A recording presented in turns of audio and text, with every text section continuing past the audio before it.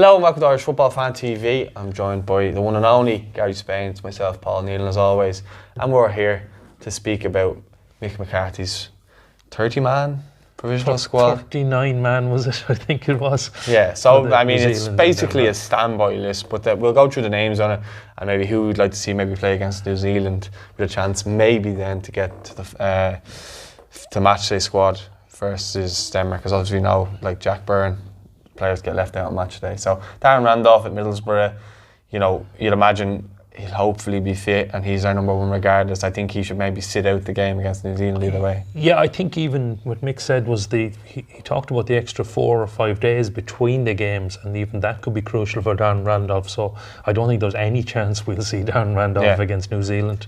Yeah, but I think he has to. Hopefully he's fit for Denmark. Yeah. He's absolutely crucial. If he's fit though, he has to play regardless. I don't care. Against Denmark, I don't Sorry, care. That's what I don't care about New Zealand, to be honest. If we beat Denmark, we can lose 10-0 to New Zealand. The only thing is, if he is injured, I would like to see Westwood play against New Zealand. Just I think it would have to be. I would go with the experience of Kieran Westwood for me. If for Denmark, if Darren isn't available, I see he's back fit. Played for Sheffield Wednesday, so that's. Yeah, but then going around the rest of the team, then we have O'Hara, Kieran O'Hara, Burton, Mark Travers, who both obviously played against Bulgaria in the Aviva, and then you got Caoimhín Kelleher in there as well. Now, personally, none of them for me start against Denmark. Not against Denmark. No, I think they're more of an eye for the future. I mean, it was maybe even the second half. One of them, maybe Travers for the second half against New Zealand. I mean, definitely. In fact, I'd be happy to try any of them against New Zealand, even. If Darren Randolph isn't fit, maybe even keep Kieran Westwood in cotton wool. Well, I think I read something where he said Caoimhín Kelleher could get a run against New Zealand, so I seen that as well. Yeah, okay. So, and he started for Liverpool against Arsenal, and I know he let in 5 goals, but I don't think you can blame him for too many. He also made a crucial penalty save to win it for Liverpool. So yeah. I just don't get too hyped up on the Carabao Cup games, you see, because I mean they're basically playing Arsenal reserves, and Liverpool were playing their reserves, so basically a reserve game for me. But yeah, look, he done well to save the penalty in front of the cop. That would be huge for his confidence. It's nice to see him get game time. Although it's Liverpool and people know my situation with them. But maybe he needs a loan move or something, even for a few months, to play down in League 1 or League 2 for. Yeah, he's still playing ahead of Adrian, so you know I think Alisson's came back into the team, and still you think Adrian would be getting, so he got in ahead of him for the game, so he must be doing something right, and I think he's got a great attitude. Obviously been brilliant for the under-21s as well anytime I've seen him, and it's worth noting that he had an 86% pass accuracy last night at the game. So well, that's actually important for the way Liverpool play, That's so shout out to Oisin McQuairns for that stat there from Punda Arena.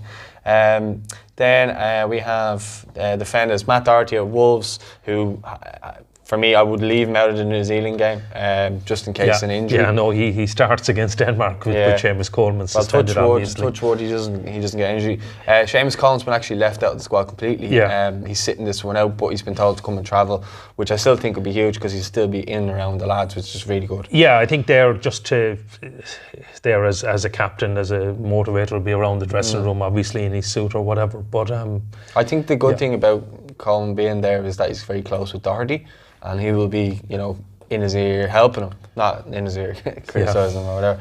I think Cyrus Christie, again, he could probably start against New Zealand. He did against Bulgaria. John Egan, Shane Duffy, Kevin Long, Enda Stevens, Darragh Lenihan, Kieran Clark, Derek Williams, Ryan Manning, Nathan Collins. Any of those names there stand out to you? Obviously we know Egan and Duffy are. Yeah. I mean, look, Egan, the back four against Denmark, we'll come to that in another show, I imagine. The one that stands out for me is Ryan Manning. Now, I haven't seen him, but I know people who watched QPR this season have been raving about him at left back or left wing back. I mean, he's obviously converted from an attacker. So I'd love to get a look at him. I mean, being selfish against New Zealand, he's been superb in the championship. Definitely worth a look. I mean, Enda Stevens will start against Denmark, I think, no matter how well Ryan Manning plays. But yeah, I'd certainly like to have a look at him. Well, Mick trusts him. And Mick's came out and said previously that he's loyal. And I don't get this whole, he's doing brilliant, he has to come in. Like, Enda Stevens was doing brilliant this time last year and got to the Premier League, yes. Yeah. So he's there on merit. He's not there because there's no other left. He's there on merit. And Enda Stevens is playing very well in the Premier League this season with Sheffield United as well. So I think, I mean, I'm delighted Mick went to see Ryan Manning. I'm delighted he's in the squad, but the thing is, he's not made the final squad the way people are making it out. And even the FAI put out a tweet and they were like, oh yeah, Ryan Manning's earned his first call-up. I was like, no, he's earned his first case for a standby list. Okay. The same as Nathan Collins did last month, and he's in it this time again. But it's worth noting that there's players back in like Kieran Clark who could come in and fill. He's obviously played with Duffy before. Now I wouldn't touch that partnership between Egan and Duffy. I think it's our strongest. I think our starting. We don't want to get too much into the starting 11. There could be Denmark, but there could be injuries. So. But our back five would be. Hopefully self-explanatory picks itself. Yeah, it's great if Kieran Clark back playing for Newcastle again. He's playing well as well, which is good, and he gives us another option. He may well make the final squad. I think Ryan Manning probably will make the squad, given Mick's gone to have a look at him and everything. Yeah, he might make the 24 against New Zealand. We're talking about picks like Sequeven Kelleher, Nathan Collins, etc. They're kind of people who could miss out.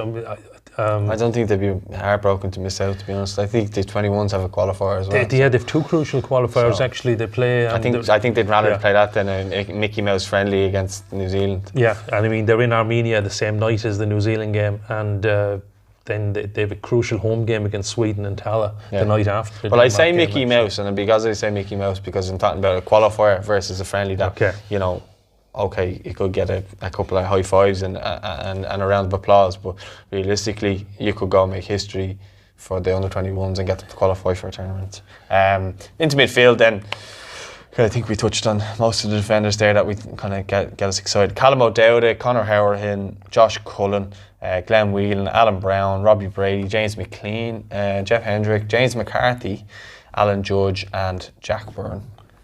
So anyone there you're kind of happy to see maybe a call back up? I, for one, James McCarthy, but it's just only a standby list. Yeah, James McCarthy's back playing, or at least on the bench for Palace. He's getting game time. It's great to see him back. He certainly gives us another option in midfield. It's great to see Robbie Brady back playing. Yes. He got 2 assists again for in 2 minutes or something. Yeah, no, they were just kind of, I know kind of the goals were very much individual or great goals from I can't even remember who scored the 2 Burnley goals, and Robbie gave the final pass. But I think he does give something to Burnley, just that little bit of quality off the bench, and I think he'll probably start a bit more for them, So it's great to see Robbie Brady back. He's clearly. I'm very hopeful that he'll get a run of games in just before the qualifiers and then make himself in contention, because that for me, and I know you might disagree. Well, sorry, you may disagree. I know McLean's there, but that left wing spot is wide open for a number of players. There's O'Dowda could fill in there, Brady could fill in there. I'm sure there's more.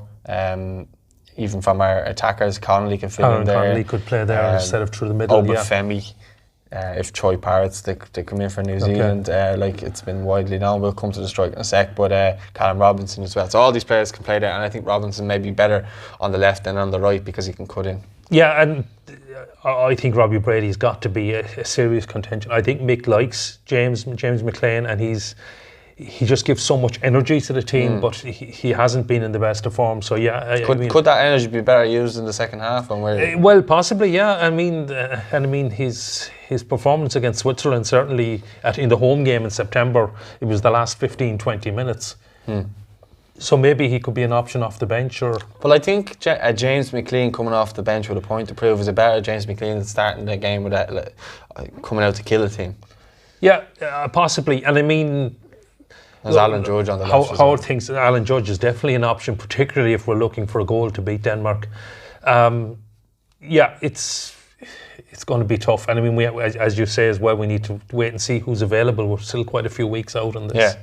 That's kind of what I'm just going through as a standby list more so, is like who would you actually like to see, maybe if all going well, 100% fit, could maybe make it back in. We've obviously touched on there. So, Glenn Whelan's supposed to be of taking a knock, so there's a doubt about him at the minute, but I'd say he'll be okay. James McCarthy, he's playing a bit more regularly. I don't know if he's completing too many 90 minutes games, but if he plays a lot of football between now and the Denmark game, and if Glenn Whelan isn't available, then he has to come into contention. Josh Cullen as well. I think Josh Cullen's got to be worth another look.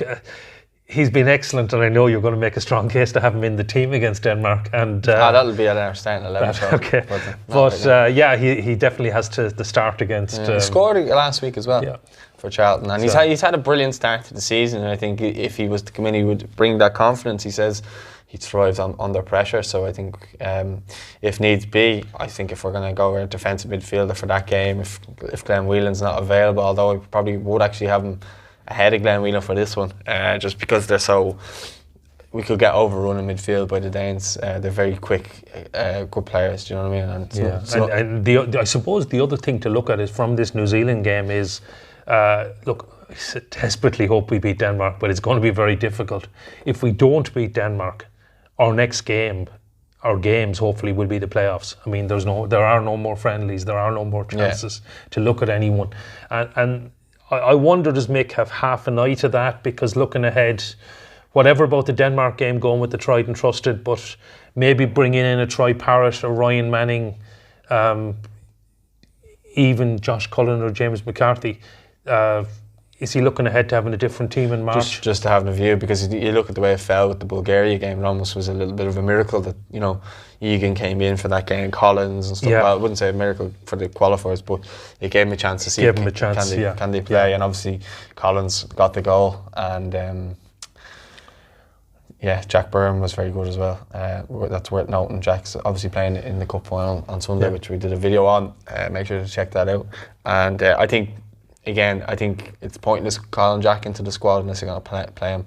You're just wasting time. It might be a great experience getting me in amongst the players, but I think if you're not actually going to use him, or if you're going to use him sparingly, I just think, what's the point? Now, I say that as a fan of Jack, I'm wanting to see him in there, but I think it's almost a little bit taking the piss out of him, bringing him in and then leaving him out of matchday squads. And I know you have to have two keepers on the bench, but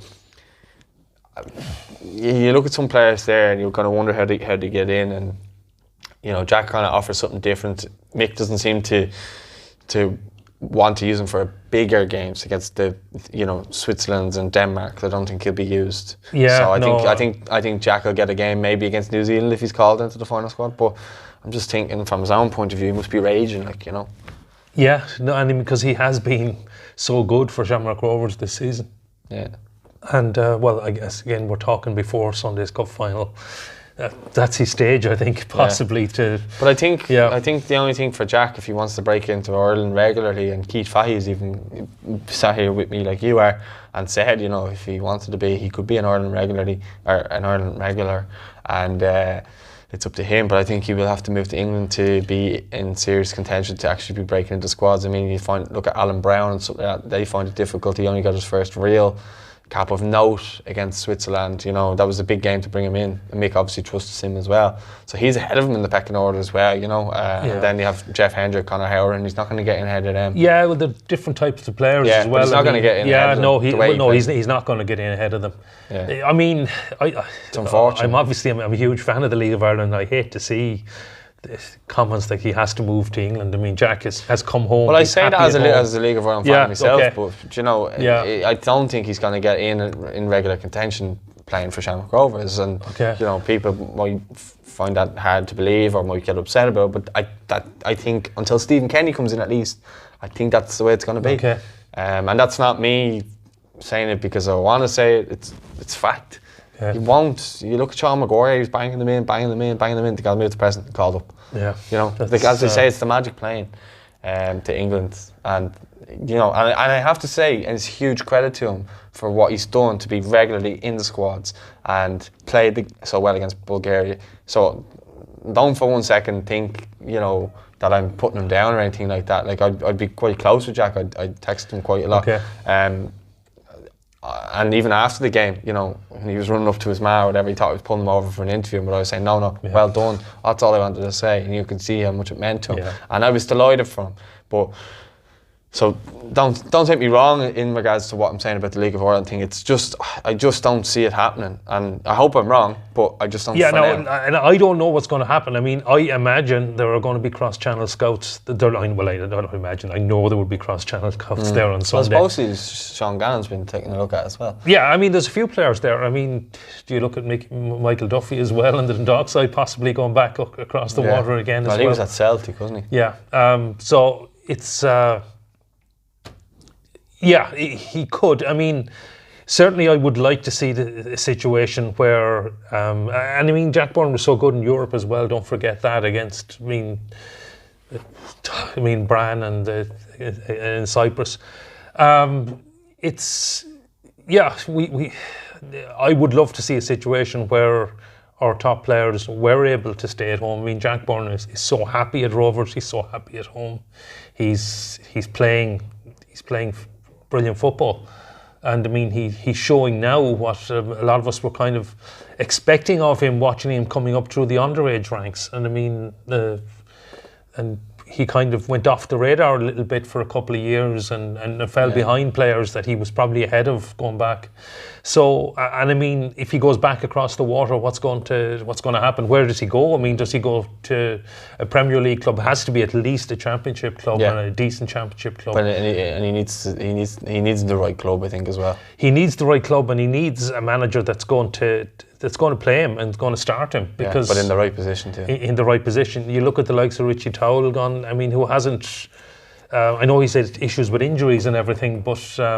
He hasn't lit it up. He hasn't lit it up, and he was so good. He was the star of the league, winner in the cup final, etc. A couple of years ago on that great Dundalk team. So yeah, well, time will tell. We'll see what happens. But then again, like as I mentioned to you there about League of Ireland players, Ennis Stevens wouldn't have been called up till he moved to England. There's. Enda Stevens actually was playing quite a bit in England before he got called up, and was probably a bit unlucky to be playing so well. Yeah, but then you mentioned it. Then you have James McLean as well at the Sunderland, then got called up, although that was a time when a lot of people weren't getting called up at all.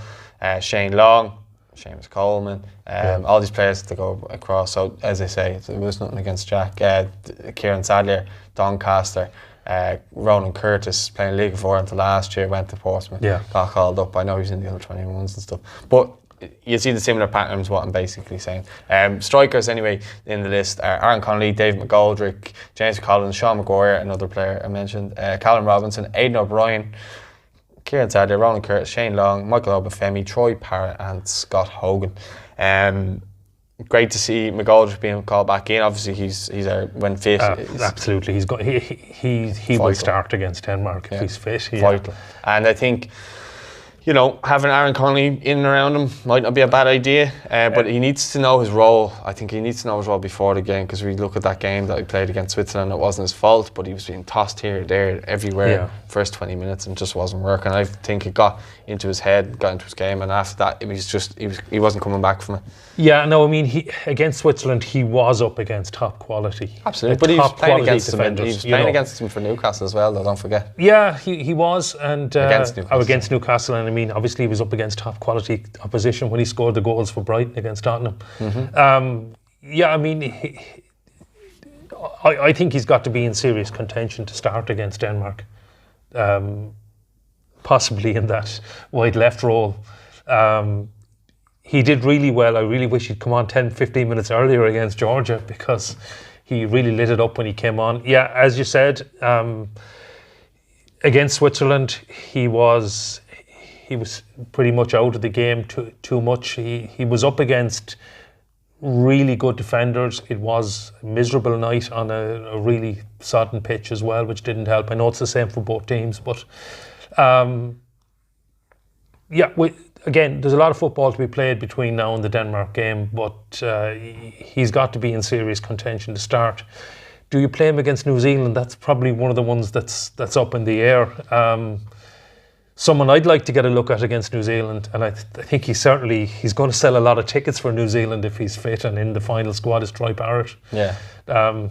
Someone been watching watching for quite a while. I think they were a little bit let down, the fact that he got sent off against Italy. I think people were a little bit let down, but that wasn't his fault, by the way. Referee made a hand. Yeah, we blame the Everton guys on it. Oh, Moise Keane, no, but he's not the ref. Yeah. Both players should have just been. Troy should have been left. Yeah. Moise Keane, yellow card. That was it. I know. There was never a red card offence for both, and he's just an idiot. Just check the time on it, because if it goes 33, it skips a bit. Oh, we're at 20, so we have 10 minutes. Cool. We'll finish it within 5, I'd say. Sorry. No, I think Moise Keane was to blame for that game, but I think that shows Troy's temperament as well. And I think that would be a learning curve for him as well, because he went down after he'd been hit. Like, it wasn't like, so say I hit you, wait 2 seconds, look at the ref, and then go, and then fall down. I think he could have played it a little bit better. Not that I encourage any of that type of stuff, but I just think it was a silly sending off for both players. And if anyone hasn't seen it, the less said about it, the better. Yeah. But yeah, Troy Parrott, definitely one that people have been calling out for. He's going to be missed. He's going to be missed if he's not going to Yerevan with the under-21s as well for a crucial game. I know Italy really struggled to win there, and it's one game after losing to Iceland. The under-21s need to win. Yeah, but is he more useful to us than? People might look at this the wrong way, than a Scott Hogan or a Sean Maguire. Is he more useful? Would he add more value to the squad than these players if he's to get on? I go back to my point about the playoffs again. Mick has to have half an eye, and again, I don't want to be harping on about the playoffs because we need to. We obviously need to have one eye on it. I think Mick has got half an eye on the playoffs with Troy Parrott, because I don't think we will see Troy Parrott at any stage in the Denmark game. That's my personal view. I think he may play against New Zealand and then play against Sweden under-21s the following night in Tala, would be my thinking. But come March, I mean, there's another few months to go. Tottenham have a lot more matches. He's scoring a lot of goals in Europe and in the under-23 league, whatever it is. He has to be knocking on the door of the Tottenham first team.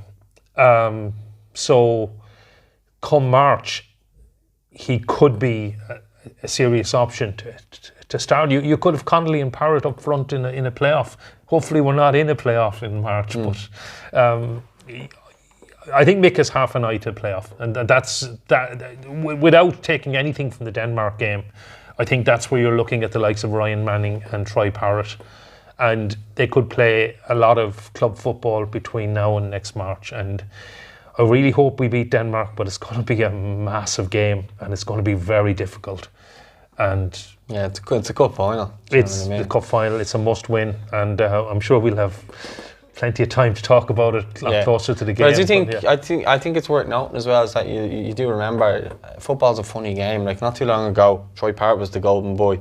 Then all of a sudden, Aaron Connolly came on the scene. Aaron Connolly's the saviour, and he was looked upon in the last round of qualifiers as the the saviour. He's going to make us qualified. You know what I mean? And I do think you speak about pressure or whatever. I think there was a lot of pressure on him coming into that Switzerland game. The fact that he's starting, everyone thought he was going to be the man to score a hat trick. And it's not really his fault. And I think Mick was right to play him. I wanted to see him play, but as I say, you can only play these players and see what they produce, but I don't think the way we set up actually suit them, and that's why I think of, is a Sean Maguire or a Scott Hogan more valuable in the squad than Troy Parrott, because of the way we play. It's not like we play it's not like he plays with Spurs or Stephen Kenny. It's very much a lump, and hope for the best.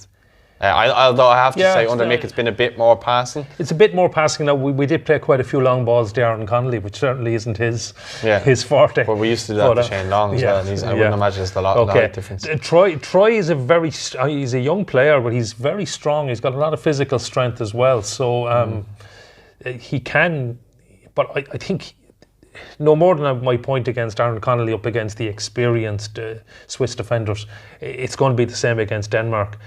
I think Troy Parrott's going to need to have game time for the Tottenham first team. Now, that's a huge ask, because despite the fact that they're struggling a bit, they're still they're in the Champions League final this year, so they're still a top club, a massive team.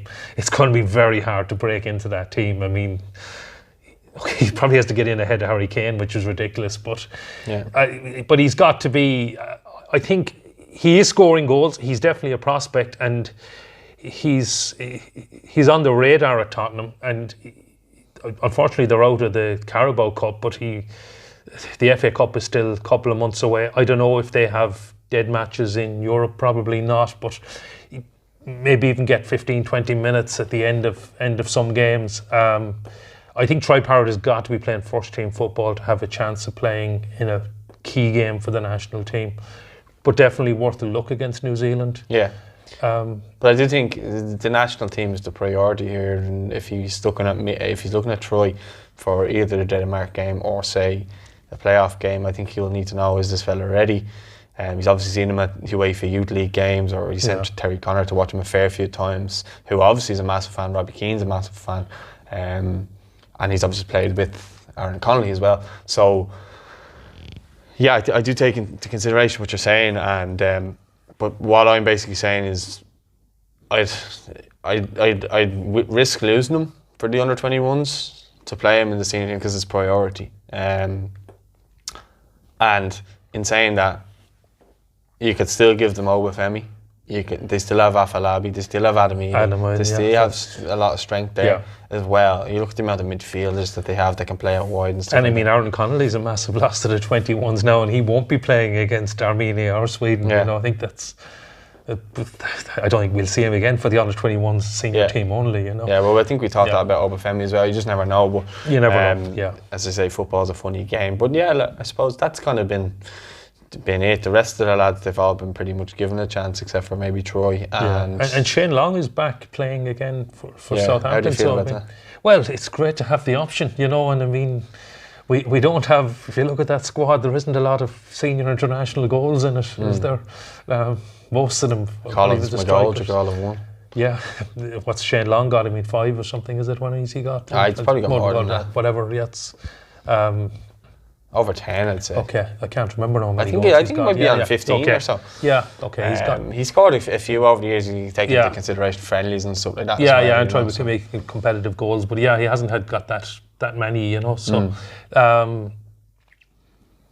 so yeah, he has to be an option for Denmark as well as for New Zealand, you know. I'd have him in and around the squad if he's fit. But if other players are playing and scoring goals, or if Obafemi's scoring and on form, you know, Southampton got beat 9-0 there the other day. Neither of them featured. So, you know, they need to be getting into the team, making a difference and scoring goals. Otherwise, I think Obafemi will be shit down 21s, and I think Long will be probably out of the squad, because if he's not scoring, what use is he to the team? I see Obafemi didn't even start for the under-21s. Yeah, he came on as sub. I think he looked like he was maybe carrying a knock. Okay. But I know Stephen Kenny's a big fan of him. I watched him at train. He was specifically speaking over to him about what he wanted from him and stuff like that. When he came on, they couldn't get near him. He was bouncing off players and everything like that. I do think he's a class player if we can just manage to nurse him. And he's still very young. I mean, still. But I just mean nurse him in regards to injuries and stuff like that, because he's only 18 or 19. But his hamstrings and stuff like that, he's had bad injuries. But I think that's been it in regards the players and the reaction. Let us know your thoughts in the comments. Who would you actually like to see to make the final squad? And what did you think? Was there anyone on your radar that maybe missed out? Maybe Paddy Madden, if you're talking about League One clubs, who's been banging them in. I think it's worth noting that Kieran Sadlier has been doing really well for Doncaster, and he's been in the last 3 provisional squads, including this one. Could be worth watching against New Zealand as well. So. And I would love to see it. I'd be friends with him, so I do text him when I see his name pop up on the provisional squad list. So I'd be delighted, and I hope he gets in for his own sake, at least just for the New Zealand game, you know. So, but anyway, as I say, let us know your thoughts in the comments. Don't forget to subscribe if you haven't already, and don't forget to like the video. And if you want us to have a chat about any other videos, let us know in the comments what you'd like to discuss. Okay, we'll speak to you soon. Thanks for watching.